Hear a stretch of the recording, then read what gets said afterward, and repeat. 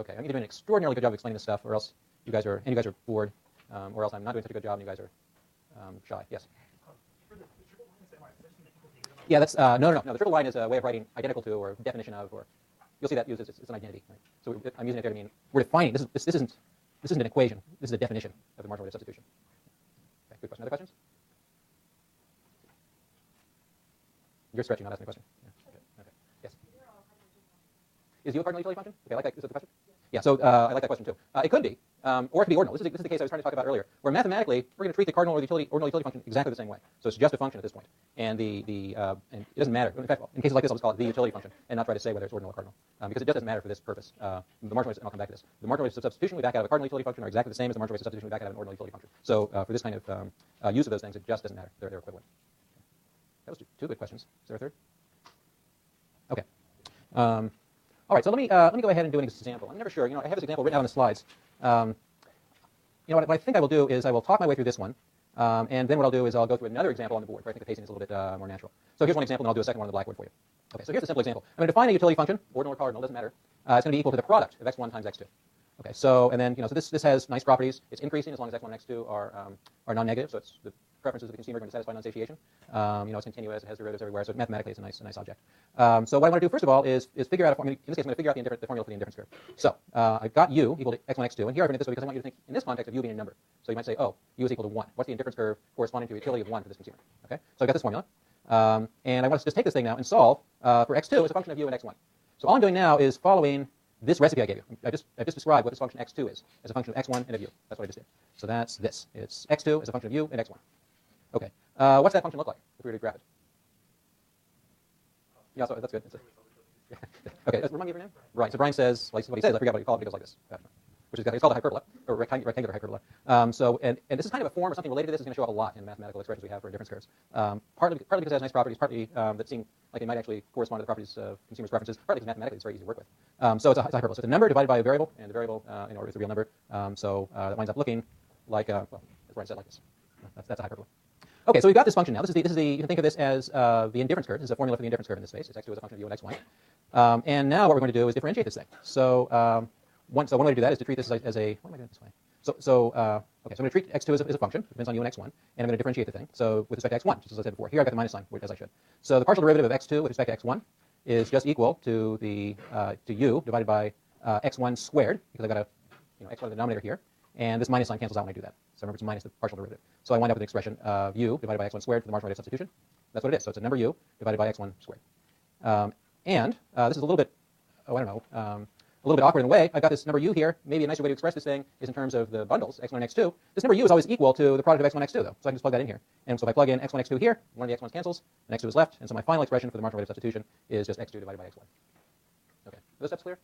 So mathematically, this is all easy, I think. The only sort of trick you might stumble over is remembering how to do the quotient rule when you're doing the differentiation. But so we define u, we back out, we rearrange it to get an expression for x2 as a function of x1 and u. We get the slope. We substitute until we get it in terms of the variables we want. That's all. Yeah.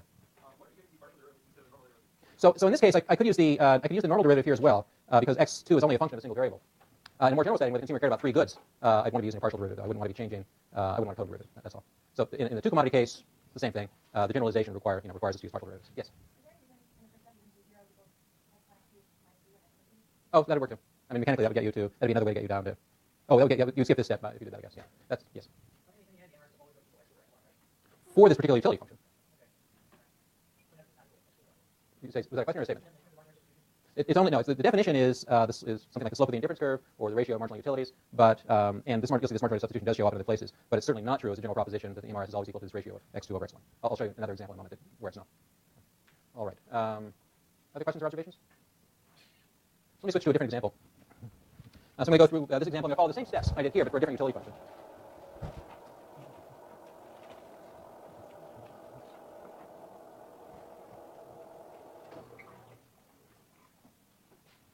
Okay, so here's a slightly different utility function. We'll see what happens. Okay, so I want to define a utility function here. Still just 2 goods, x1, x2. But here I'm going to make this a product alpha 1. No, sorry, x1 raised to the different number. Sorry, make it alpha 1 times the log. I like this one of x1 plus alpha 2 times the log of x2. And I've written logs up here. I think I've given this lecture already. But whenever I write log like that, I mean the natural log. Okay, so that's the utility function. Now, so following the steps that I did up there, my first step is to set this thing equal to some number u. Then I'm going to go ahead and rearrange this thing so I get x2 as a function of x1 and of x2. So let me see if I can do this algebra correctly. So I'm going to go ahead and use x1 to move this stuff around. So I'll have now x1 to the alpha 1, x2 to the alpha 2, all equal to e to the u. Now I want to solve for x2, so that's going to imply that x2 to the alpha 2 is equal to e to the u, all divided by x1 to the alpha 1. And what do I do next to solve for x2? I'm going to take the 1 over alpha 2th root. So that'll give me x2 equal to e to the u all over, I'll do it this way, over alpha 2, x1 to the alpha 1 divided by alpha 2. Okay, so that's an expression for x2. Now let me go ahead and take the derivative of this thing with respect to x1, which is what I did, same trick I did here. So I'm going to do this step next, and I'm going to substitute in u to get it in terms of x1 and x2 exclusively. It's important, by the way, not to mix those steps up. If I substituted in u right now in terms of x1 and x2, then when I took the derivative with respect to x1, it would look like this thing depended on x1, but I'm trying to hold it constant. So don't mix those steps. Okay, so the derivative here, let's see if I can do this. So I'm interested in dx2, dx1. This thing up here is just a constant. Okay, so what else do I get here? Differentiating this thing with respect to x1. Chain rule, yeah, it's going to be. So what terms are going to show up? Okay, good. So we're going to have, as Hilary said, we'll have minus alpha 1 over alpha 2. That's from this thing here. And then what else? Add 1 to this minus 1, which is the same as subtracting 1 from the overall thing. So I'll have x1 to the alpha 1 plus alpha 2 all over alpha 2 is another way to do that. And so that's one way to describe the marginal rate of substitution. You can see it's going to be convenient. So I'm going to go ahead and do the substitution involving u now. See how this works out. So I'm going to use the fact that this u is equal to this quantity. So let's see how this goes here. So I'll have e to the u is equal to x1. So let me do this as an aside. So e to the u, notice, is going to be equal to x1, alpha 1, x2, alpha 2. So that's this thing here, without that bit. This whole thing raised to the alpha 2th root. So e to the u divided by alpha 2 is equal to x1, alpha 1 over alpha 2, x2. And so now I've got the expression for the numerator here. So that implies that dx2, dx1 is going to be equal to minus alpha 1 over alpha 2. So I'm just moving this part in front. All times x1 to the alpha 1 over alpha 2 times x2, all divided by x1 to the alpha 1 plus alpha 2 all over alpha 2.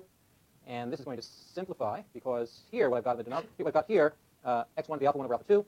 Here I've got the same thing. This is because this thing here is equal to x1 to the alpha 1 over alpha 2 times x1. That's just simplification of this thing. So this whole thing is equal to minus alpha 1 over alpha 2 all times x2 over x1. Okay, so that's the expression for the partial derivative here.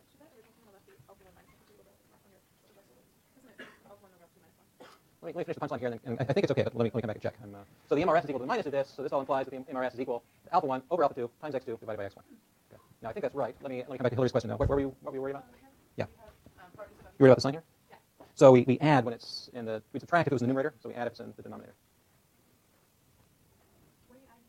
I'm just using the rule that if you have a function, if you differentiate a function like x to the alpha, then df dx is equal to alpha times x to the alpha minus 1. That's all I'm doing.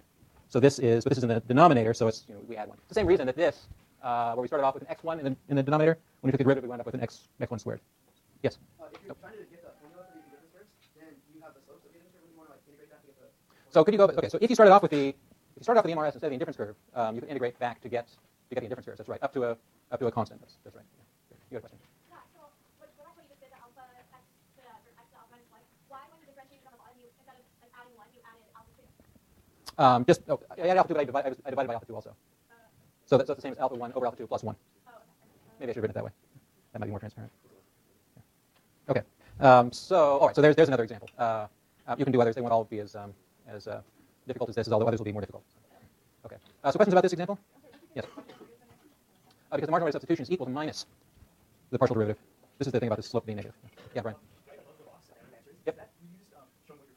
Yeah, I was just writing this differently to make it easier to see how stuff cancels. Exactly. I'm sorry. So this, I was observing that this is equal to this, so I didn't have to mess around with this ratio. Okay. Other questions? All right. Very good.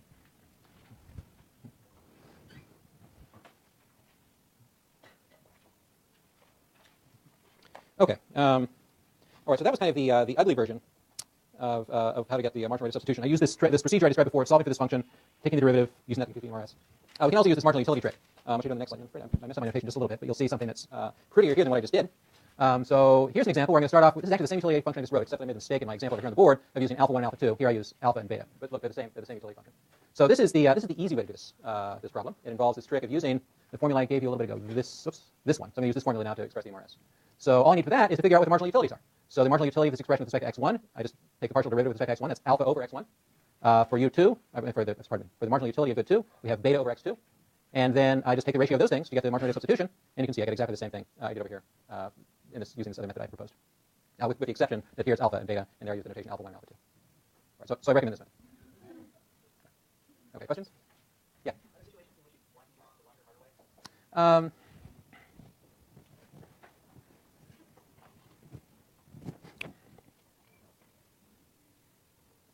Yeah, I can't think of any. I mean, the reason I presented the longer, harder way is because it makes the connection to the slope of the indifference curve more transparent. I'm trying to think if there are examples where there might be some degeneracy here or something, but the slope would still be well defined. And actually, I guess the example I gave before, where there's an indifference curve with a kink in it, the marginal rate substitution doesn't exist at the kink in either case, but using this method to get an approximation might make more sense than it does there. So I think the short answer is no. This is a pedagogical trick. Okay, so let me switch. Are there other questions about the marginal rate substitution? I'm going to switch gears here, if there are not. Okay, so I want you to take away two things from this discussion so far. First of all, the marginal rate of substitution looks like the slope of an indifference curve at a point, and that tells us the rate at which a consumer is willing to exchange one good for another. That's what it is. Also, I'm going to not say minus when I talk about indifference curves or the slope something. Okay. All right, so let me keep going. So the next thing I want to do is going to involve returning to a discussion of the mathematical difference. I'm going to be a little bit more formal about the difference between ordinal and cardinal utilities. And in particular, I'm going to show you a property that ordinal utility functions have that cardinal utility functions do not. So let me turn to that now. And so I'm going to do this under the heading of monotonic transformations of utility functions. Okay, so I'm going to start by just taking an example. So I'm going to give an example with just a single commodity. So the single commodity I'm going to call x. And I see there's a typo here. That should also be an x. Sorry. So let u of x be a function of just a single commodity. And I'm going to define it to be this log of 1 plus x. Okay, now, this is an aside. This is not about monotonic transformations. What's the indifference curve? What do the indifference curves for this function look like? What's the commodity space? Well, so you want me to draw the function, I guess. So I can do that. I'll do that first. So the function I just defined, this is x. Something like this is the log of 1 plus x. Why is the 1 there, by the way, do you suppose? Well, it shifts it. In particular, it shifts it in such a way I don't have to worry about utility being negative. Which is, by the way, having negative utility is perfectly fine. There's nothing wrong with it. But being able to confine myself in these figures to the positive worth, that's kind of nice. Okay. Anyways, this is a picture of the utility function. What do the corresponding indifference curves look like? So Hillary says a flat line. That's what do the indifference curves look like? So actually, that's another question first, which is what's the commodity space? Yeah, this is the commodity space. That's it. Starts at 0, involves positive quantities of good x. So in this one-dimensional commodity space, Wes is doing it. Each indifference curve is just a point, right? So one bundle is A, another bundle is B. No prizes for guessing which the consumer prefers if they non-satiation is satisfied. So this is really simple. These are really trivial indifference curves. They just boil down to a single point. Okay. So with that aside, though, now imagine taking this utility function, and we're going to try doing different things to it. So I'm going to, and by different things I mean taking different transformations of it. And by transformation here, a transformation is a generalization of a function. So a transformation maps some function into another function, if you like. So here are some simple ones. We can imagine adding a constant to this thing. So we might say u of x is equal to log of 1 plus x1 plus a constant d. That would be adding a constant. That's one possible transformation. We can multiply this whole thing by a positive real number. That would be another transformation. We can take the square root of the whole thing. Those are all different transformations of u. Okay. So what I want to so those are all possible transformations. I'm going to show you some pictures of those things. So this is the function I just drew for you. This is the original utility function, log of 1 plus x. If I add a constant, here it is. I'm using this notation t to indicate a transformation of the utility function. I'm going to add a constant 1 to this thing. So what have I done geometrically here? Just shift the whole thing up. Okay, so I've sometimes been tempted when I grade problem sets or exams, and people complain about the class collectively getting low scores, even if it's a curved exam. I'm tempted sometimes to just add a constant. So which wouldn't affect the distribution of grades at all. It wouldn't affect the anyway. So this is adding a constant to the utility function. Here it is multiplying it by a positive constant, 2 in this case, and here we are taking a square root. So those are the three different transformations of u I'd like you to consider. Now, here's the question I'd like you to consider. Thinking about our commodity space, which remember is just this line, do any of these transformations, so suppose that a consumer had this function instead of the original one, are any of his preference orderings changed?